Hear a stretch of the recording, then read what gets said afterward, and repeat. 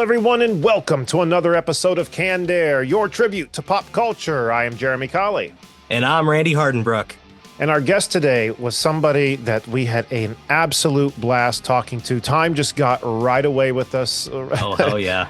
By the time we were out of time, we thought maybe 20, 30 minutes had passed. Like, we had a blast talking to this gentleman, who is a actor and puppeteer, whose work you've probably seen in Labyrinth. Not probably, you've seen in Labyrinth, yeah. Dark Crystal. He was Sprocket in the UK version of Fraggle Rock.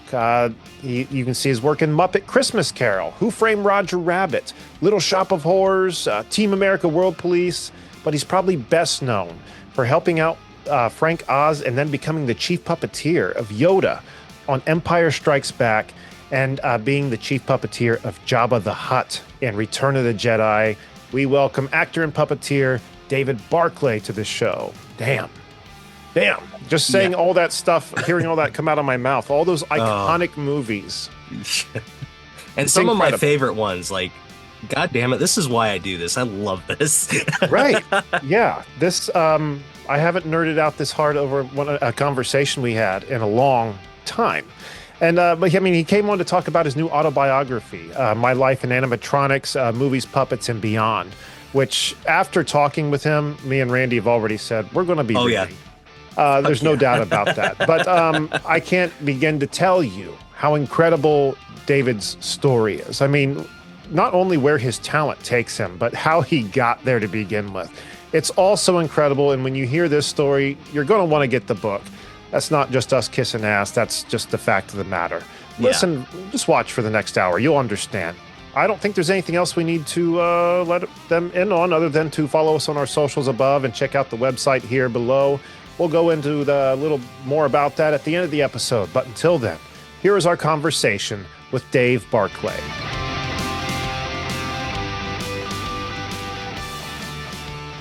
Dave, thank you so much for taking time to be here. It's quite an honor to be talking with you tonight, sir. Oh, I'm really happy to be here. Thanks for inviting me along. So much to talk about. Holy cow. So much to talk about. You have so much under your belt, so many cool achievements. But, I always like to start back at the beginning and looking back at your beginnings, like where you came from. It looks like pretty much soon as you were out of the womb, you had a puppet in hand, and it looks like that's your parents doing, Anna and Michael, who were very into puppets as well, puppeteering, etc. I was wondering if you might talk a little bit about your parents and their influence on you, like what got them into puppets. Right. Okay. Well, they met in 1954 at the Royal Academy of Dramatic Art, RADA, in London. They both wanted to be actors. My dad was desperate to be Sir Laurence Olivier. And then they got married, and I came along, and they decided they wanted a hobby, something they could do together, because as actors, they would always be cast separately, doing the different theatre things, and they wanted to work together. So they decided to start a puppet company when I was about 4. And it was a huge success. It instantly took off. Everybody loved what they did. My dad wrote the stories and made the puppets. They did every job between them. So the two of them ran the entire puppet theatre company for their entire working lives. Wow. And so I grew up with all of this around me, with my dad designing and sculpting and creating glove puppets. Traditionally, glove puppets is the ones that they used, sort of like a little bit like Punch and Judy, but 2 fingers in the head, and all original characters. And they were beautiful. Their puppets were really delightful. And I grew up wanting to be a puppeteer myself. So from the age of 4, I was into string puppets as well. And I didn't tangle the strings as a kid, which was basically surprised the hell out of them. So and natural, Ma. The chosen one. The chosen one, yeah. It's like, oh no, what a shame. So they always supported me in everything I did. And So yeah, I got to see probably the cream of British puppeteering in the summers when we'd go along to the British puppet festivals. So I got to see the art and the skills and some of the very best and some of the worst, but some of the very best puppets that there was globally, because it was an international festival. And so I was spellbound by it and wanted to be a puppeteer myself. But as I got older, the TV and films and things like the original Planet of the Apes, they really intrigued me. I really liked that. I liked the prosthetic makeups. Right. And levels of science fiction. And I thought, well, I'd like to do puppets, but there's no real puppet work in TV and films unless you could find a knockoff of Sesame Street, which they weren't very good. I mean, if you got onto Sesame Street, great, but everything else that was a copy was pretty rough. So it's like, oh, if I wanted to do something really nice, we're going to have to find something different. But there wasn't any work, so Right. didn't really exist when I was looking to find that kind of work. So I was hoping I could get into maybe special effects makeup or something. And so when I was about 18, I decided to take a gap year from school before I went to university. And that gap year, I went to work for a toy store in London. Which is where the craziest part of the story starts, to my knowledge. And you'll have to correct me if I'm wrong, but it was at age 20 at this store that a chance meeting with Mark Hamill propelled Yes. you into your career. Could you go into that a little bit? Yes, yeah, I'll perhaps be a bit specific about that. I was at, the time Mark first came to the store, I would have been 18, and okay. I was actually out at lunch, so I didn't get to meet him. Oh. So he came to, I was selling these toy puppets called Pelham puppets, which is the puppets I had that I didn't tangle when I was a kid. I was demonstrating and selling them for my summer job at this toy store. While I was out at lunch, he came in and ordered a whole bunch of them. And when I came back, I was devastated because A, I was a massive Star Wars fan. So A, I didn't get to meet Mark Hamill at that time. And B, I didn't get the commission on the puppets. I'll never eat lunch again. Yeah, so it was like, oh, this is absolutely horrible day today, you know. So, but I asked my friend in the mail order department, Pat Anderson, could I have Mark's address because all the puppets were going to be sent back to the States. And she said, no, we're not allowed to do that. But she gave me a slip of paper with some scribbles on it. So I did write a letter to California, but never heard anything back. So I ended up leaving Hamleys and forgetting all about it until about 6 months later, a friend of mine called up from Hamleys saying, Mark Hamill's just come back into Hamleys looking for you. And he wants you to build the Darth Vader marionette. So I got the information. I called up. I met him and his wife in his apartment in Chelsea, and agreed to build him an 18-inch carved wooden Darth Vader string puppet for his personal collection. When it was done, he invited me along to Elstree Studios, which was all the Star Wars films were filmed at Elstree. In the studio work. Obviously, they went to Tunisia and all around the world for the locations, but the studio work was based in London. And so I went along to Elstree Studios, which was like a dream come true, and presented my string puppet to Mark, and he did his one shot against blue screen. And I thought that would be it. But though he said, oh, wouldn't you like to meet Stuart Freeborn, the makeup supervisor? And I said, yes, please. So I went up and met Stuart. And I'd been making prosthetic makeups as well. I did a Chewbacca with mechanical lips as a copy as a teenager. I did the Planet of the Apes. I did Frankenstein, Hunchback. So I did all of this as well as the puppet side as well. So I showed Stuart my portfolio, and he said, oh, that's very interesting. He said, we might be in touch next week, and then sort of carried on. And I thought it was just a nice way of getting rid of me because he was so busy. He was like, and it still is getting towards the evening time, and he obviously had lots more to do. So I thought, oh, well, I'll never hear from him again. But it was really nice to have met him. But no, a week later, I got a call, and I was employed as trainee in the makeup department working on Yoda. My God. That time I was 19. I'd made it to the ripe old age of 19 at that point. So That's Holy insane. So Mark Hamill then like received the letter you had sent and then came back. Is that why he was looking for you from that initial letter? I think so, yeah. And also that the person who had taken over from me when I was off at lunch did say that, the person you need to speak to about making a marionette is Dave. He's normally here, but he's out at lunch right now. So she's told Mark that. So yeah, either the letter or he remembered, but he actually did go back into Hamleys looking for me, which is like, I look back and I'm blown away. I mean, and he is one of the, I don't know if you've had a chance to speak with him at any time over the years. He is one of the nicest people you could ever imagine to meet. I mean, he truly is. He was back then. He had just been the big star of Star Wars because this was Empire. So we were doing the sequel to the world's biggest film at the time. That's what it was. And he was just the nicest human being, and his wife too. They're just two of the loveliest people you could meet. And so just so lucky that I had this particular opportunity. And suddenly I'm in the deep end working with Stuart Freeborn on a Star Wars movie, age 19. That's so crazy. Have you crossed paths with him in like at conventions and anything and like caught up over the years? Yes, every once in a while. And a couple of years ago, I think it was Cool Waters Productions president, Derek Mackey, said, do you still have that Darth Vader marionette?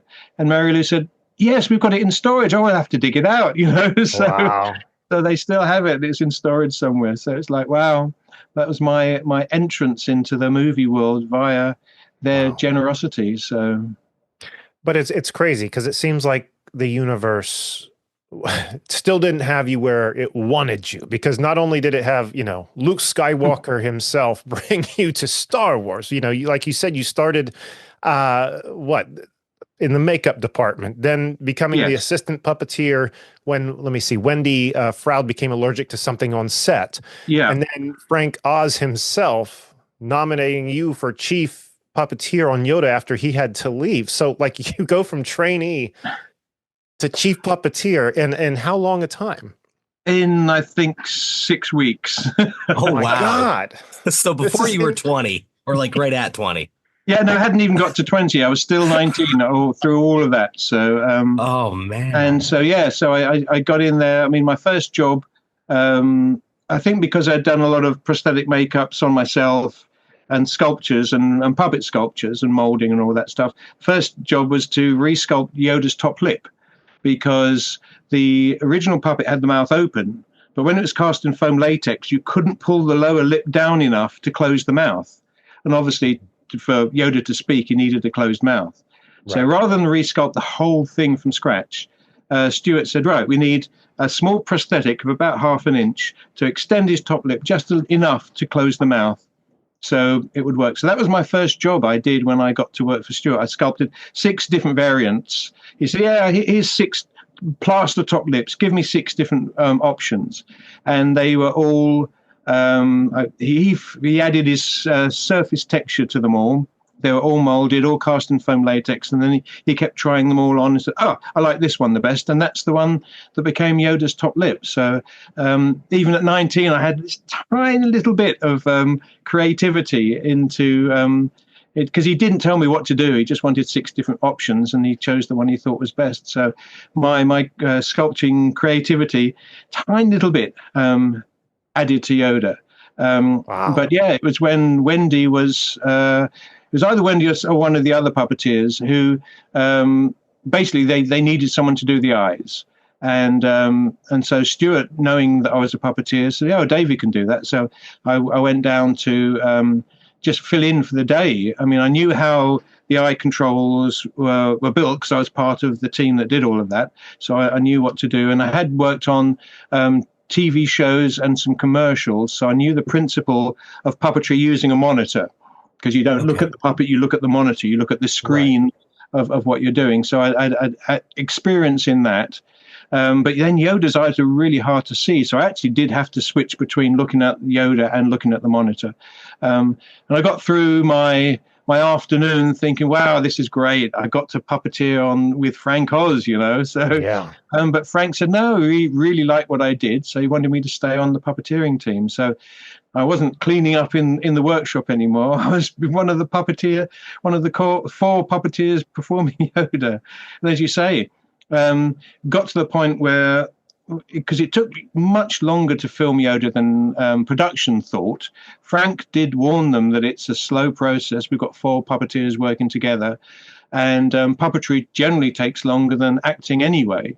But I don't think they realized it was going to take quite so long. But we got to a point where there was still a week to 2 weeks worth of Yoda shots to do, and Frank had to go for another job. So I thought, well, they'll wait till Frank's done. We'll come back and we'll pick up. They said, no, they had to get rid of the Dagobah set. That had to be pulled down in 2 weeks. So we couldn't wait. And it's like, all right, well, then Frank would nominate a puppeteer. And I thought it'd be one of the Muppet guys, maybe Right. Steve Whitmire or Dave Goelz or some of the people that he knows. But no, he said, I'd been there every day and I knew the character and I'd do just fine, he said. So yeah, he nominated me to take over and gave me that responsibility of trying to emulate him. I mean, he, in my opinion, world's greatest puppeteer, certainly at that point in time. No one better. And it's just like, so I'm desperately trying to do the best I could. Obviously, I wasn't Frank's level, but just trying to capture that same character. I mean, that's what it's all about, I think, when it comes down to bringing creatures and characters to life on screen. It's really about trying to capture the character and the personality and finding a way to get that onto screen. And so having been part of Frank's process, I was able to try and emulate that as much as I could at age 19. So Yeah. Go ahead, Randy. If you don't mind me asking, do you remember which scenes or which sequences in particular you were kind of working on by yourself? Yes, well, the biggest close-up of all that I personally puppeteered was Yoda is standing on Mark Hamill's feet as Mark is doing a handstand. And the rocks are floating up, and then suddenly it all goes wrong, and he comes, and then Yoda says, "Concentrate," and falls down. I was the close-up doing concentrate. Oh, Where he falls backwards? He falls backwards, yeah. And of course, I went to do that, and there was we'd never rehearsed it.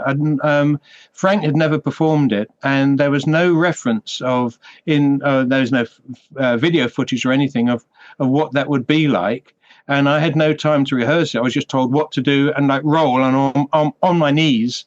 And it's like the first take was absolutely horrendous. And I think probably the whole crew thought, what the hell's going on? Who's this kid? We're going to be here forever. And then the second take is the one that's in the film. So I tried to gather my senses because I was in total panic mode after the first take. Because it's like, that looked terrible. Oh, my God. So, and I just focus and try and imagine Mark falling and try and imagine what Frank would do. And then that was the next take that I did. And so that's the one that made it into the film. And correct me if I'm wrong, Yoda hadn't really expressed a lot of emotion up to that point, right? So. No. And I wasn't on the eyes. Normally I do the eyes. The eyes were, for me, a little wide. Here's me being nitpicky. But it was quite fun to see that range, that he had that range. Because, I mean, we did do some of that when we were filming. We did a lot of blinking, but it was nearly always cut out. It was always when you cut to Mark was when Yoda would blink. So a lot of Yoda, you don't really see him blink very often, but he was blinking while we were filming the whole way through. So, and all the different using the eyelids to get emotions going. And that was my job when I was puppeteering Yoda's eyes. So, wow. I think of Luke's lifting the X-Wing out of the swamp and you see Yoda's eyes start to get big. Yeah. That's what comes to mind immediately. Wow. Yeah. And so, it was amazing because it'd never been done before, this particular combination. So Frank had this amazing focus to bring everything right down. So what he would do is we had a porter cabin trailer. And so before we would actually turn up on set, he would walk us through all the shots of the day, with him acting as though he was Yoda, so as a human being. And then with a certain rhythm, certain stop, I would look, there'd be a blink, there'd be this. So he'd break it down almost the way you would do in animation and get it down absolutely perfect, and then repeat that. And then we would all follow him one behind each other, doing exactly the same thing, moving in the same rhythm, getting the same sense of Yoda's character. After a while, we didn't need to do that because we like locked into his character, and we were able to just follow Frank's voice and his direction. But initially, he took us through all of this, so we were all physically moving the way Yoda would move, and thinking the way Yoda would think. So, which was an amazing way to make sure that we were all on the same page. Yeah, it goes much deeper than I think most people would probably assume, deeper than I would assume. You know, you're not just having your hand in a foam thing moving it. There's a lot to be taken into account. Yeah, I mean, because no one had ever tried to have something as sophisticated and realistic as a puppet to sit next to actors, and great actors as well. I mean, Mark's a brilliant actor, and so is Alec Guinness, and we've got Yoda next to them. So the puppet's got to have that same level of communication and acting abilities to work with the others. Otherwise, he would stand out like a sore thumb. So, and I think George initially was a little worried about that. Was he taking a big risk in Yoda? That everyone would say, well, what the hell have you got a Muppet in this film for? But I think most people had no clue back in '79 that it was a puppet. So, yeah. And I have heard rumor that when Yoda was first being thought of, like they had thought about putting a costume on a monkey. Yep. And that went south really quick. So thank God they went with the puppet. Yeah, I know. And also with Stuart Freeborn, who did an amazing job on the sculpture. Oh, yeah. And I think that's probably one of the reasons why I love that original Yoda, is because Stuart Freeborn, being a makeup artist, he would have to sculpt things on people's faces and make it look like flesh. And so the original Yoda skin looks like flesh because of Stuart's ability to sculpt in that technique. And I think I mean, obviously there's certain elements of Stuart's own face in the Yoda character, which is great. But his sculpture, I think, is really one of the core reasons that Yoda works so well. It's so beautifully sculpted. And not always is that taken into account, I think, when people say, yeah, Yoda looks real. Yeah, I think it's Stuart's genius that did that. Yeah. Yeah, I got to see Yoda from Empire at this has been years ago, it was a traveling exhibit from Lucas film called Power of the Costume. And, yes. I probably stayed there the longest on Yoda, just because you could just walk around forever and find new detail on him, like the little tiny hairs that were in and like around his ear that you never really noticed on the screen. Just the intricacy was crazy. Yeah, I mean, well, I remember sort of in them because we built a backup Yoda through the night. It was built over about 48 hours, but the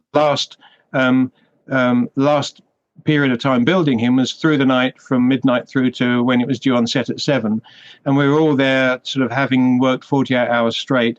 We've got these little tiny hypodermic needles, and we're threading a single gray yak hair into the needle, and then punching that into Yoda's temple and pulling it out. And so that leaves the hair sort of doubled back on itself and stuck in the foam latex. And so that's Yoda's hair. We did that for hours, and we had like 5 of us punching all the time to get that level of reality on Yoda's, the hair growing out of Yoda's face. So, yeah, I mean, Stuart was a master at knowing what was important to bring these characters to look truly real, because he did the astonishing work on the apes from 2001, Kubrick's 2001. Stuart he supervised and built all of those apes that had all the little snarling mechanisms, that all tongue controlled. I mean, just amazing guy.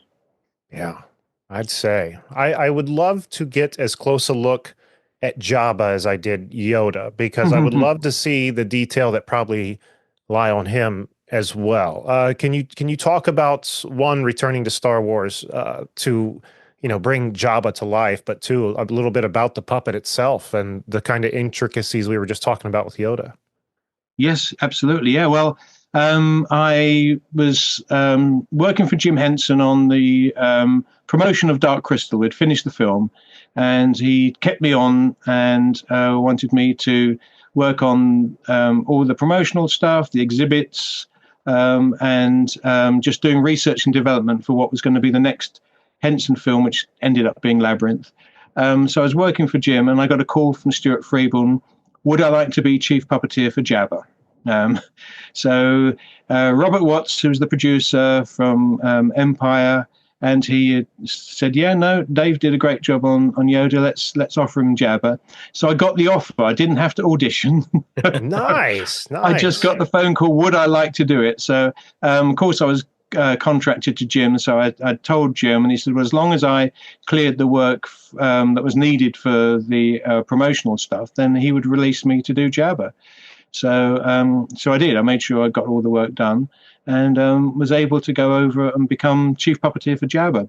And the build was supervised by Bob Keane and John Coppinger. John sculpted John sculpted Jabba in water-based clay, wet clay, as they would say in the States. And it was actual size. It was enormous. And he sculpted this massive, huge figure that was all cast in plaster molds.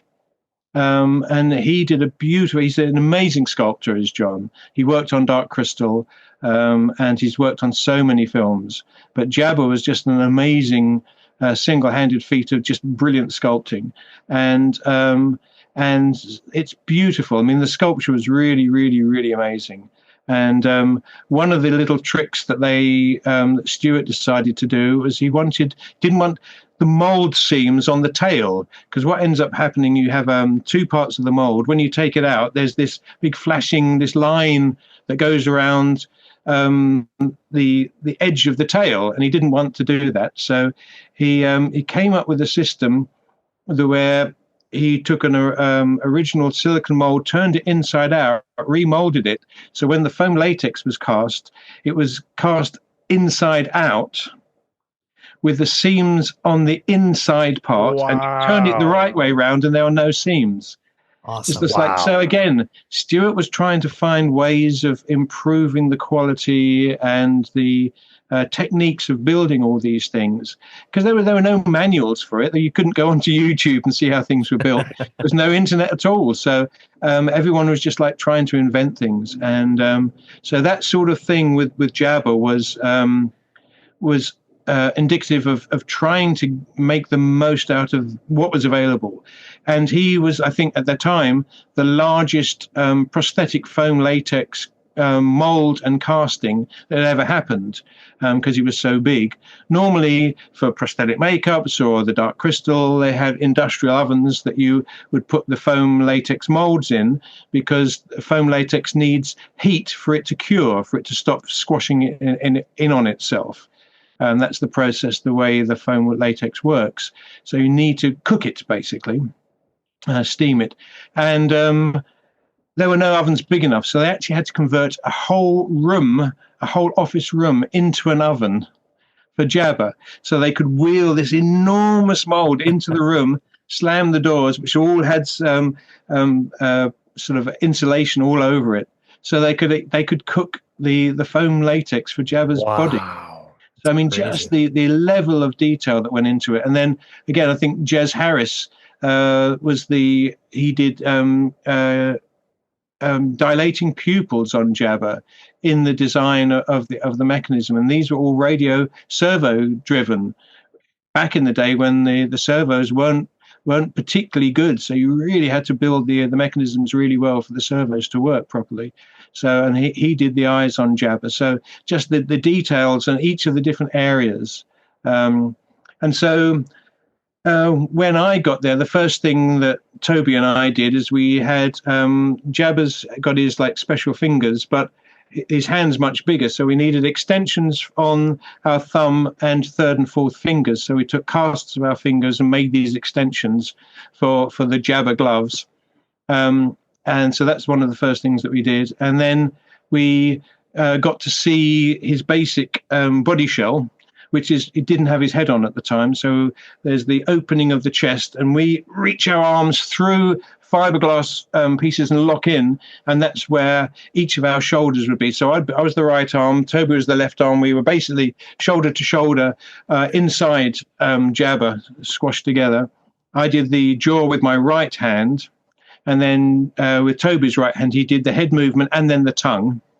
Wow. He had the fun with the tongue, which was basically just a glove, and he just used his finger movements wow, to make it move. So really simple, but really effective. I mean, I was going to say, that's why it looks so creepy and gross. Like it, yeah. So it's just perfectly puppeteered. When you first got the call for Jabba, did you have any idea on the scale, like how big it was going to be, or were you just thinking it was going to be like another Yoda-sized puppet? No, I think because I got a chance to go and see Stuart and see Jabba and see the initial development work that they had. Bob Keenan was working on a mechanical tail that sort of oozed and moved around, and then had cable controls to do multiple stages. Again, that was very sophisticated for its day. So yeah, I got to see the size of him and understand that this is a big body puppet. I mean, both Toby and I had come off of Dark Crystal, and I was one of the people initially testing the Garthim, which were like the Beetle characters, and actually hurt my back a little bit doing the initial tests before we sorted out the best way of making the harnesses.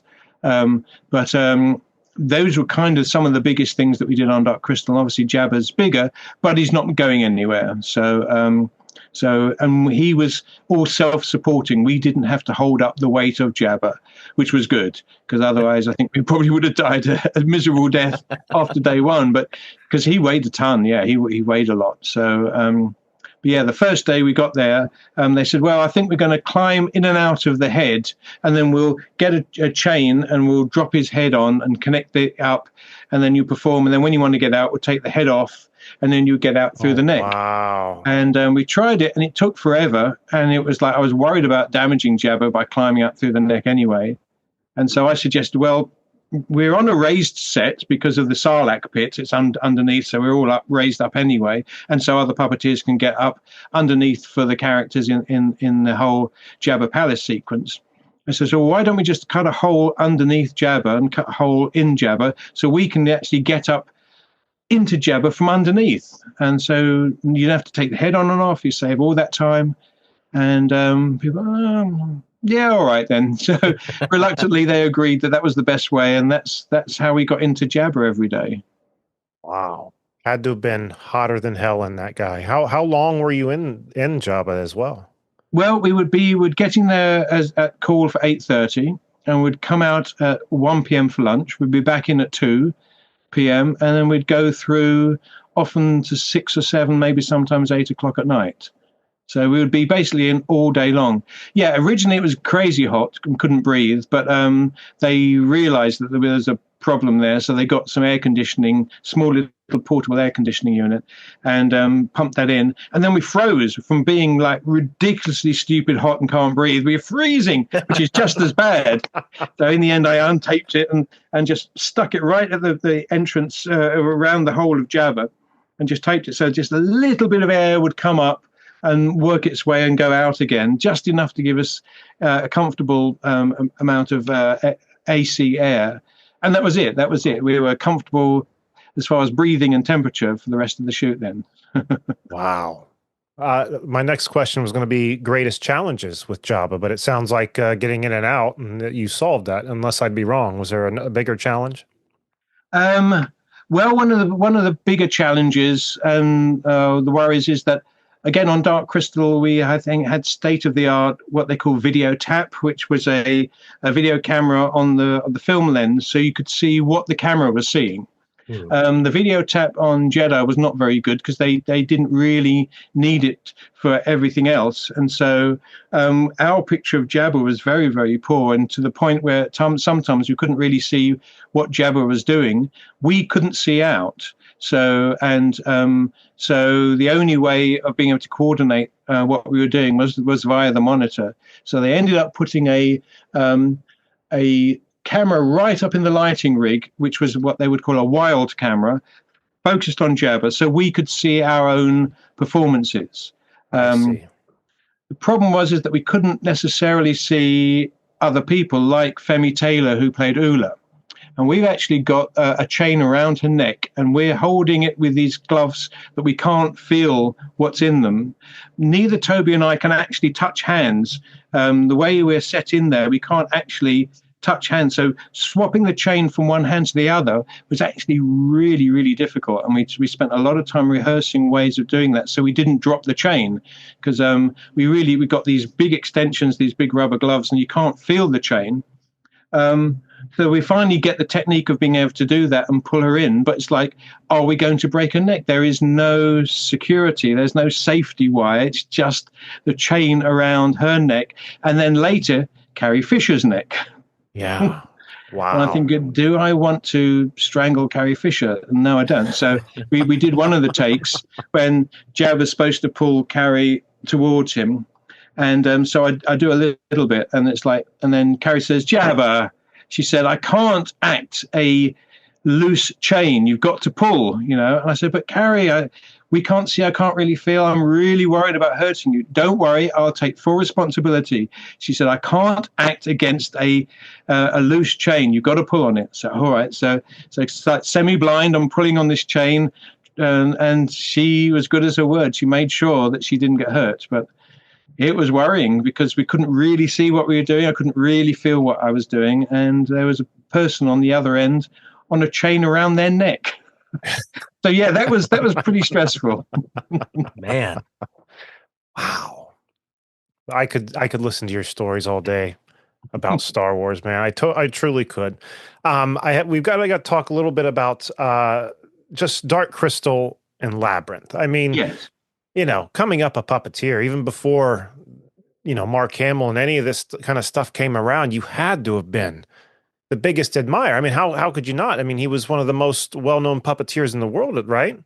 Yes, So exactly. for you to then, not only have come in on these Star Wars movies, but now you're working on Henson projects, and then would go on to do like Muppet Christmas Carol, Sprocket, and Fraggle Rock. I mean, that in itself is incredible.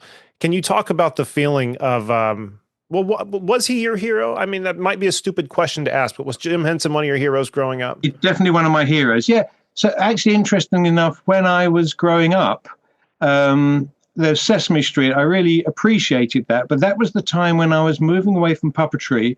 I wanted to do special effects makeup, because that's what I wanted to do as a teenager. I was not so interested in following my parents' traditional puppetry themes. So I wanted to get into films and TV. And although the Sesame Street was great and it was brilliant performances, I was looking at a slightly different area. So I wasn't really tracking Jim and the Muppets. But when I found out he was doing Dark Crystal, and I found that out when I was on Empire, because Wendy Froud, or Wendy Midden at the time, but Wendy Froud says, yeah, she's going back to work on the Gelflings on Dark Crystal, and they are going to be crewing up in a couple of months, and so I should come along for an interview. And so about a month later, I interviewed with Sherry Amott, who was the creative supervisor of the whole of the Dark Crystal, as far as the workshop managing, and so met with her, and I became the first British puppet maker and designer on Dark Crystal, because of having worked on Empire with everyone. So again, I had this lucky break to be the first person, and I got my first invitation to my very first ever Thanksgiving, because England doesn't do Thanksgiving. It's definitely an American thing. So there's no Thanksgiving celebration in the UK. But my very first one was in 1979, working for Jim Henson on Dark Crystal, and he had his Thanksgiving celebration at his home with his wife Jane and all the other American puppeteers puppet makers who had come over from New York to work on it, like Lyle Conway and Tim Clark and Rolly Cruz, and they were all over from the States. So they were going to do a Thanksgiving. So I had my very first Thanksgiving with this new extended family, American family, which is all centered around Jim. So I was very, very lucky to be part of those early days. Because obviously, when it grows into a big film and you've got 500 people on it, it's a whole different sort of beast. Sure. But this was the handful of people, the handful of like a dozen people, and I was part of that first dozen people working on Dark Crystal and developing new techniques. So The best of the best, it sounds like. it really was. It really was. And then again, after Dark Crystal wrapped, Jim asked me and Lyle Conway to stay on, just the two of us, to do the promotion for Dark Crystal, to do some research and development for his next film. So out of the 500 crew that he used on Dark Crystal, we were the only two he kept on. So again, I was very, very, very lucky to be in that position, and it was because of that I got to see the first rough cut of the very first pilot episode for Fraggle Rock.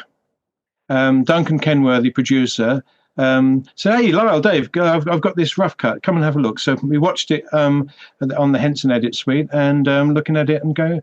And I said, "Oh yeah, it's really fun. I like it." I said, "To be honest, my favorite is Sprocket because he doesn't speak."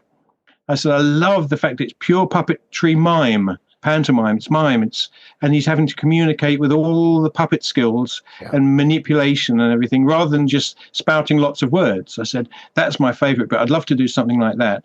Well, unbeknownst to me, the original Canadian version where Steve Whitmire performed Sprocket was going to be refilmed in England, France, Germany, and Sweden. 4 international co-productions where we would take the Sprocket and Doc segment and refilm it with an actor from that country. Oh, wow. And so I didn't know that was going to happen. So it's like, I mentioned this, I'd love to do something like Sprocket. Next thing I know, I'm going to be Sprocket in England, I'm going to be Sprocket in France and in Germany and in Sweden. Careful what you wish for, because it came absolutely true. And I got to perform Sprocket for, I think, 7-8 years on a regular basis. And it was an absolute joy. I loved performing Sprocket. And it was an interesting thing because it was the only time I had the opportunity to perform the same physical puppet in 3 different ways. In Germany, they wanted a shot-for-shot, angle-for-angle, absolute copy of the original Canadian version, the original American version that was shot in Canada with Steve Whitmire. They wanted an exact copy, but with the German actor. And it's like, okay, well, why don't you just dub it? No. The original is perfect. We're not going to change it. We want the original exactly. So they would line up the cameras to make sure everything was exactly the same. So all I had to do was do a copy of Steve's performance and adjust it for the German language. In France, oh no, they wanted it big and cartoony, much greater, over the top. He was now, Sprocket was called Croquette. Doc was a chef, of course, for all of food. And so there was a whole different style of puppetry for Sprocket or Croquette in France.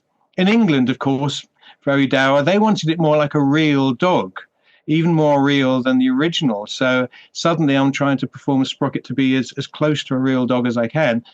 Same puppet in all 3 different instances. And it was just an amazing experience to do that, to approach the same character, but in 3 different performance styles. Wow. So yeah, I was, again, just what an amazing training experience, if nothing else, doing that and getting paid to do it. Which of the 3 versions was your favorite to perform? It's really interesting. I think probably the English version, the most realistic, and that would take me closer to like the Jabba and the Yoda stuff. Yeah. So where it was a little bit more precise, because Sprocket had a little, there's a little middle finger mechanism that made his eyebrows go up and down, and he also had ear mechanism as well. That the assistant puppeteer would control that. So, but using the eyebrows for thoughts and thinking was really good, because you could try and come up with a whole series of moves and expressions that would allow the audience to know what the puppet was thinking without him actually saying any words. So that was wonderful. Yeah, I loved that. He was So always one cool. of my favorites. I always loved that darn dog. Yeah. Just the big flowy hair, how he would bop around and stuff. Of course, I probably didn't see your version, but all the same, what an amazing character, right? Yes, absolutely. Yeah, and it was lovely. It's like a few years ago catching up with Steve Whitmire and just how he would say, yeah, we shared Sprocket. It was really nice with him because he originated Sprocket, but he said, yeah, no, definitely we shared him. So Oh, cool. What lovely I man. loved that show growing up. I used to search the house, Dave, when I was 4 years old. Search the house for Fraggle holes. I was convinced they existed. I was going to find them. Yeah, Never did. But yeah. one more thing before we talk about your book, which is My Life with Animatronics, Movies, Puppets, and Beyond. One of your credits that I have to ask about was Team America World Police. And, this movie, as funny as it is notorious for being a pain in the ass, at least from the perspective of, Matt Stone and Trey Parker, one of the biggest pains in the ass to make. They talked about how hellish production was. And I'm sure there are many other things that factor into that, but they mostly talk about the marionettes, not being able to get them exactly what they want to do or getting a whole line of them. I was just curious with somebody like yourself, who's been working with marionettes and puppets since the age of 4, if it truly was like a hellish production, or if it maybe was just more that way for other people who didn't have quite the experience like yourself. Yeah, interesting question. Yeah, I think for me, I loved every moment of it. I think most people didn't when I turned up there, because I'd been animatronic effects supervisor for the Henson Creature Shop for a number of projects before then. So I think they all thought I was an engineer and just a supervisor, somebody who sort of delegates and everything rather than the hands-on guy. So I think most of the people didn't know of my marionette history. And I was brought in by my good friend Kevin Carlson, who was puppet captain, and and typically somebody that they would see as just being perhaps an animatronic person or a radio control person would either get to do the eyes or some of the radio control parts. But Kevin put me on one of the main marionettes. And then everyone's going, what the hell, So because Kevin knew that I'd done a few marionettes in my time. So, and standing next to one of America's best marionettists, Tony Urbano. And I think Tony was confused as well because he didn't know my history at all at that point. He just thought I was a Henson supervisor. And so we do the first rehearsal, and I take my puppet, and I probably hadn't operated a marionette in 15 years, probably. So I pick up the marionette, long strings, and it's like, you've got to walk from A to B. Okay, so I walked it from A to B and come back again. And Tony was really perplexed. He said, well, how can you do that so professionally? And I said, well, I started doing marionettes when I was 4, and I'm second generation puppeteer. He said, oh, of course you are, he said. So, and we got on like a house on fire. And he's such an amazing performer and puppeteer. So for me, it was great. I wasn't one of the core group of puppeteers. Again, my friend Greg Ballora that I've mentioned over the years. Was one of the key guys, and of course Tony, Kevin. But I think I was actually doing some work on a live version of Little Shop of Horrors, a new big mechanical plant. So I had a number of free days for Team America, but I wasn't on it the whole way through. But the irony is the one day that they came in with the behind the scenes documentary crew, I'm all over it. So all the other puppeteers who have been on it for like weeks and weeks or months, who don't make a single moment in the documentary behind the scenes on it, I'm all over it because it happened to be the day that I was there. And I think perhaps a few of the people knew me from my Henson credits. Oh, Dave Barclay's here. So no, I loved it. I loved doing the marionettes. I think the situation is that Matt and Trey are just improvisers, and it's really hard to improvise when you've got marionettes that are on 12-foot strings. Oh no, we need them 16 foot now. We need them 4 foot now. I had the worry of that for Jim Henson's Labyrinth, because I built, designed, and performed the marionette version of Sir Didymus. Yep. And I have a question about that if we could circle back to it. Yeah. And so what I did for that is that because I knew that we were going to be having to work at different heights, I came up with a brand new, unique spooling system. So all the strings of the puppet came up to this spool, so I could wind everything up and change the height of the puppet almost immediately between setups. So because to get the right balance of string in a really important marionette, it's got to be just right, or the head's slightly out and all of that. So I know on Team America, they had teams of people doing nothing but restringing the puppets all day long. Yeah. Suddenly so don't hate my job so much. Yeah, I mean, I don't, and they were doing it 24 hours a day as well. I mean, they had the night crew coming in when everything shut down to restring overnight to be ready for the next morning. So, I mean, so I think that's the thing. I think the understanding, it's just a little puppet show. I think that was probably an underestimation on all of production, just as it was even on the Star Wars. They didn't realize Yoda would be quite so hard to film.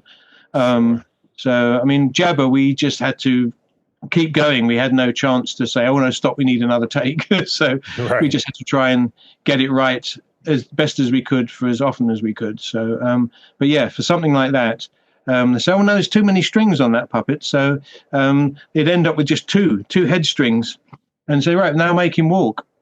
There's only two head strings. So it's like, yeah. So, yeah, it was, I think for some of the puppeteers, it was frustrating. For me, I just loved every moment. Sure. Labyrinth is one of my favorite movies. And Sir Didymus, I love that character. But I got to know, being a puppeteer, being, working with a stable, static environment, Sir Didymus rides a dog through the majority of the movie. Were there any additional how did you kind of work around that? Because, I mean, obviously, you're dealing with that organic element. Yes, well, I mean, interestingly, because everything again on Labyrinth is in camera. Everything's in camera. You can't do anything with. There was no computer graphics. You couldn't remove stuff. You couldn't add stuff.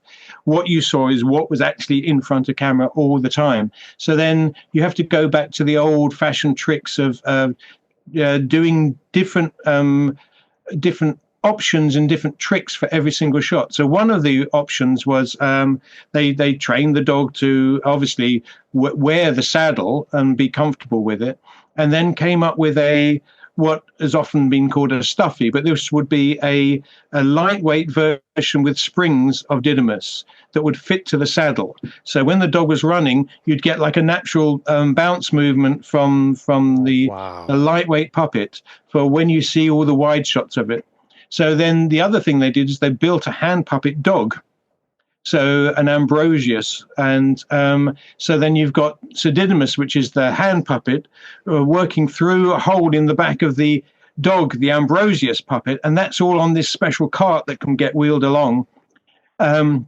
So for a lot of shots, you see if you don't see too far below, like the mid drift of the dog, that will be the puppet. So and then the marionette would be, for instance, where the Didymus has to climb and get onto the dog before he rides off.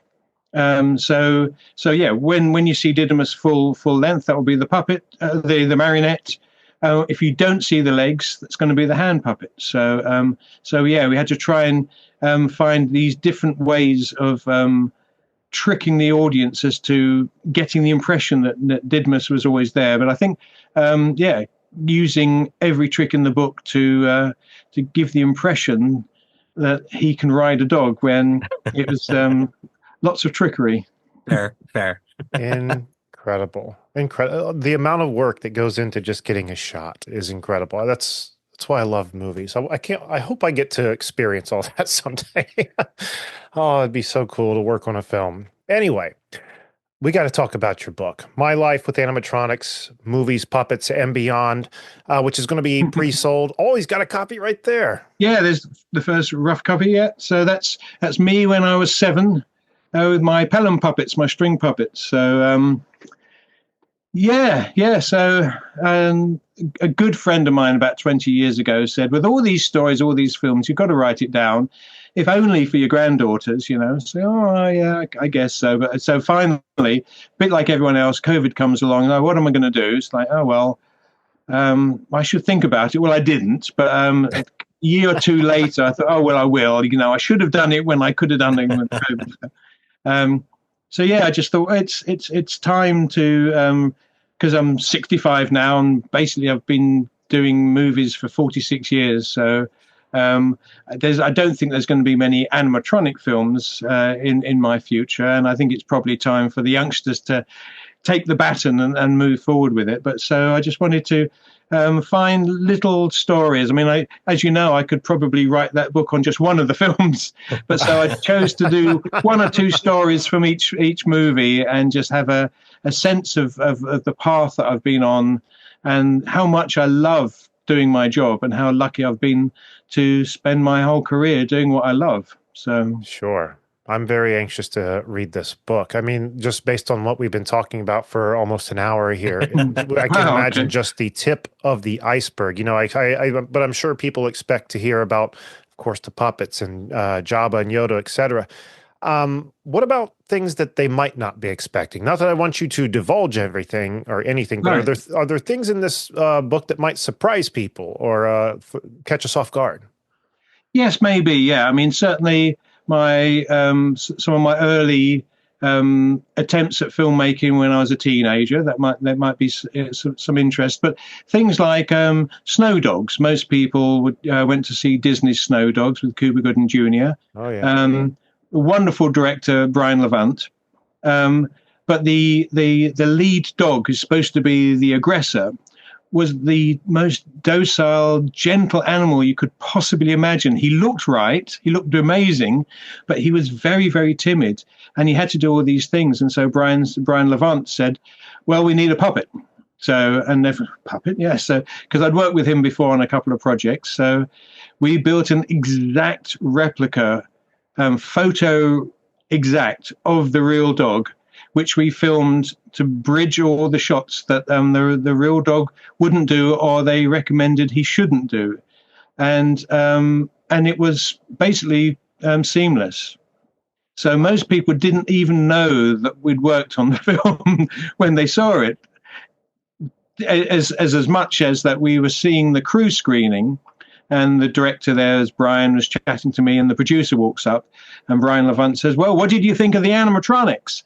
And the producer says, what animatronics? And Brian says, that's the right answer. Yeah, right. Yeah. Job well done. I remember that movie, and I did not remember any animatronics at all. That's awesome.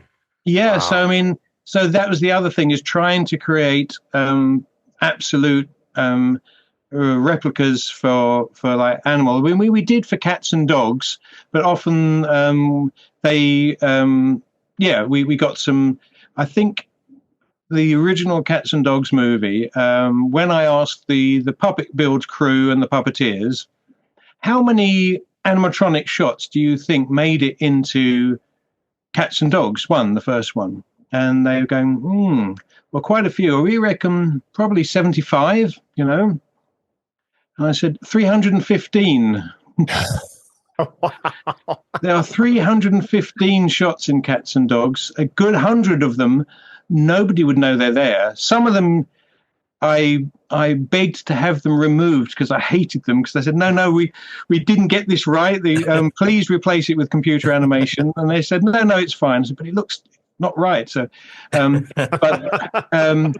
think I know which scenes you're talking about. Yeah. There's a couple in there. It's like, but they said, no, it's fine. But they say it tells a story. The characters are great. Doesn't matter. It's like, okay.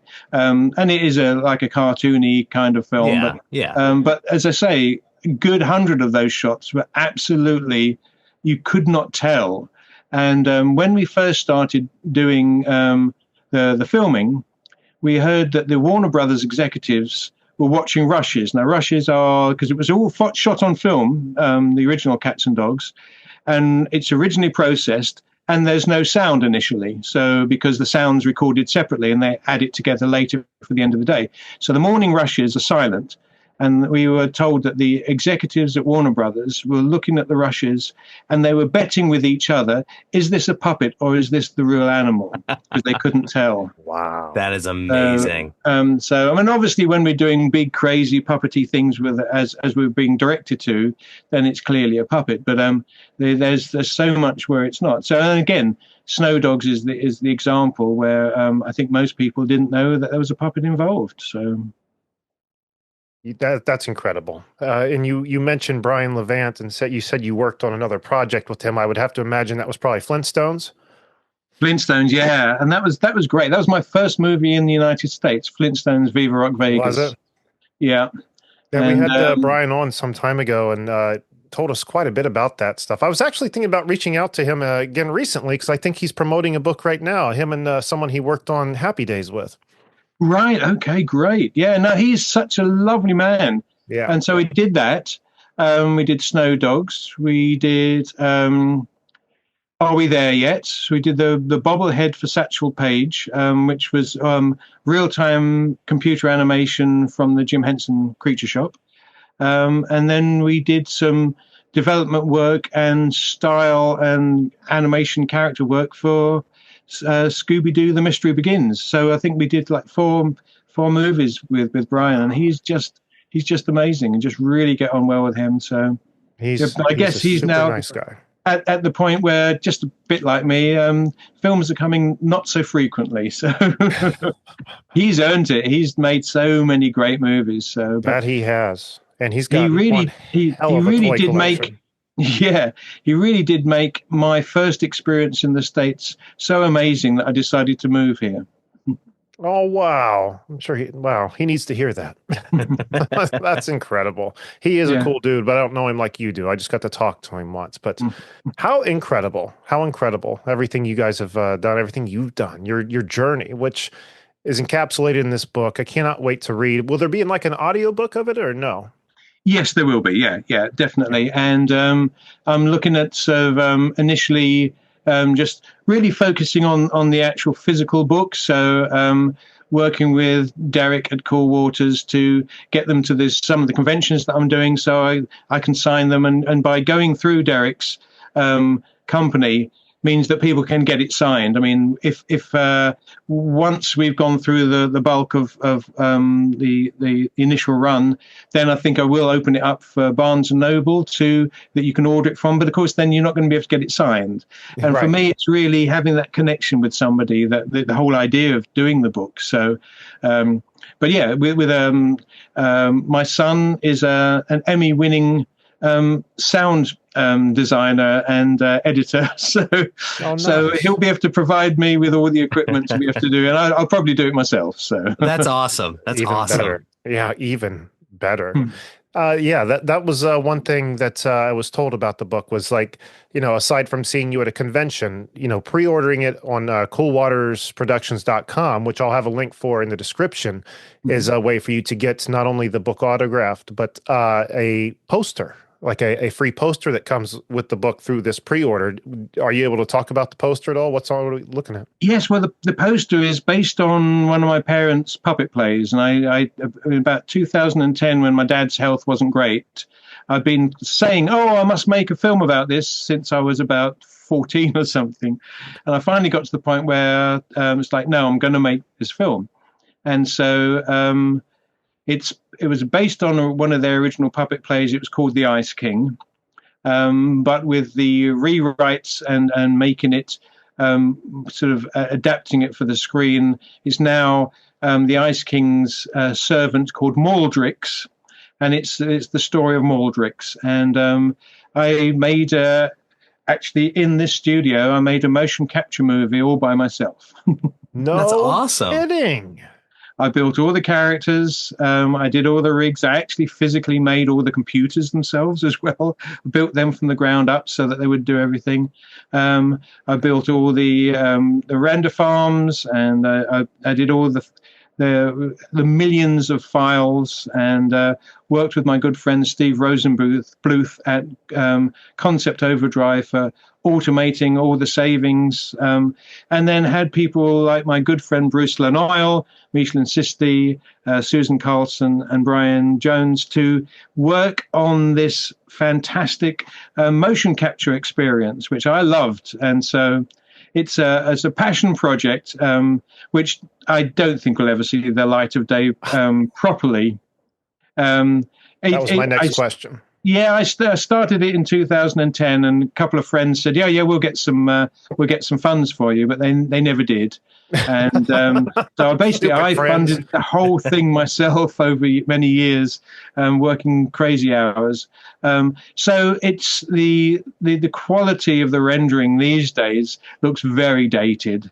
So it would need some money to really boost it. But I might just put it out there for an oddity for people to see. So I would love to see it. And, it's that look on things. I was looking at a movie that came out in 2000 within the past week. And I remember it being new. And I remember thinking, how it looks dated. But I remember thinking I kind of like it like that. So when people listen to vinyl and like to hear the pop and the scratch, I don't know. There's something about that original. I don't know. I mean, for me, it was really celebrating this story that was my favorite of my parents' plays, and bringing those characters to life in a screen version. So, and my dad's doing the Ice King voice, and my mother's one of the characters, Marshy. Aww. And so yeah, it's a whole family thing. So there's generations of Barclays in there. So you've got to get that out, Dave. You've got to release it somehow, man. Yeah. I mean, originally people say, "Oh, you'll make millions." No, I'll probably never make anything on it, but I do need to get it out there at some point. Yeah. So, and that's Derek's suggestion is let's see if people have any interest, and let's put the poster out and see if we can find somebody who may be interested in distributing it. So and with crowdsourcing these days, I mean, it's who knows, man. Yeah, exactly. Yeah, because it's all made, it's finished, 100% done. So what a tease. I want to see it. But I also want to read this book, which I'll be able to. It's coming out in it says February. Do we have a particular date? I think the pre-orders should be pretty much the beginning of February. So first, second, third. So yeah. Okay. So to our listeners, our viewers at home, I'm going to put the links in the description on how you can pre-order a copy of David's book, My Life with Animatronics. And that's the way you should do it. You're going to get the autograph. You're going to get the poster. Come on. I mean, unless you're going to go see him at the con, which would be just as cool, maybe a little bit cooler, actually, to actually press the flesh and talk for a minute. You have any con appearances coming up? Yes. Yeah. And again, if you look at coolwatersprods.com, Cool Waters Productions website, they will have them up there. There's a number of them that are pending, but at the moment I've got a couple of up there already. So looking forward to catching up with some people and sharing my book. So, well, Dave, I want to thank you for sharing so much of your time tonight. I'm sorry we went a little long, but it's talking to a person like yourself, I can't get enough questions in. So thank you so much. Congratulations on your book. We're going to help push it out there the best we can. But thank you so much for taking time to hang out with us tonight. Truly been my pleasure. Thank you very much, both of you.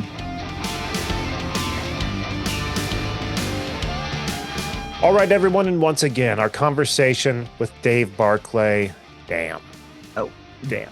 He is such the most down-to-earth, accommodating, just awesome guy. You spend hours just talking to him. He's going to get sick of you before you get sick of him. Typically when you sit down with these people and want to talk about their work, a good majority of the questions you've asked have either already been asked or an iteration of them have been asked. They're things they've all heard before. And I know how many interviews and conventions that Dave has done. Yeah. He's heard a lot of them. But at the end of this one, I could tell he genuinely had a good time. I think he liked I think he liked the conversation as much as we did, is what I'm getting at. You can tell he's extremely passionate about what he does, and he loves it. And that's awesome. I mean, it's going to seriously make me watch Empire. over the next week. I mean, not that that's a problem. I could watch it anytime, but now I'm going to be looking for the Yoda lip, taking an extra look at that lip, or, looking at Jabba's arm, because he was, I believe, the right arm. Mm-hmm. What was the other thing about Yoda he'd mentioned? Just the facial. Yeah, the facial fall. Expressions. Yeah. So lots of cool things in this episode. I wish we could have talked longer. Of course, we probably would have overstayed our welcome with him at that point. But big thanks to him. Once again, go to the links in the description to pre-order his book, My Life with Animatronics, Movies, Puppets, and Beyond. Again, you'll get it autographed, and you'll get a poster. This is the only place you're going to be able to do that, through this link at coolwatersproductions.com. But again, links in the description. And go to Dave's website, davebarclay.com. I'll also have a link for that down here in the description. If you go to the website right when this comes out, it might not be active. He said that his website had got hacked, so he's in the process of fixing it and getting it back up. But more than likely, it should be active and ready to go for you.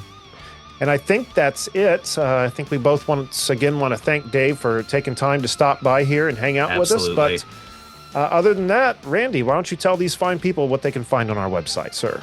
Go to cannedairpodcast.com, check out previous guests, check out all of our episodes, see the links to anything you'd ever want to find Canned Air related. And if you're a creator and interested in being on the show, you can send us a link on our contacts page. Don't forget to find us on Twitter at CannedAirPod, on Instagram at canned_air, and on TikTok at Canned Air Podcast. And at cannedairpodcast.com, that's where our merch page is, and that's where a link to our Patreon is. And both of those avenues are ways that you can give us a little bit of your hard-earned money and get something in return. Through the Patreon, it's extra content, over 4 years worth, audio and video alike. You couldn't sit and watch it all in a month, so no, well worth your money there. And to our merch page, our merch tab on our webpage, where we get you T-shirts, mugs, hats, stickers, hoodies, all kinds of stuff on there with our designs and designs, Canned Air inspired designs made by Joshua Bellis. All kinds of cool things on there to check out and support us in return. And if you don't have money to support us, leave us a comment, hit the like, hit the subscribe button. All that stuff definitely helps. I mean, we love to see it, don't get me wrong, but that's not why we want it. It helps us get more views. So, Randy, what am I forgetting, sir? Huge shout out to evergreenpodcast.com, the network we are so proud to be a part of. Yes, very proud indeed. We need to go back up there. We need to make a trip to Cleveland one of these days and just pop in and be like, hey guys, how's it been? Guess who's back? Yeah. Not call before we go either. See if we can get through the front gate. Who are you guys again? Yeah. Let's hope not. I thought we had a restraining order on. Oh, we're the ones that whose bills you're paying. Did you forget? Anyway, thanks again to Dave Barclay for being here with us today. And until next time, I'm Jeremy Colley. And I'm Randy Hardenbrook. Thank you so much for watching and listening, everyone. Be excellent to each other.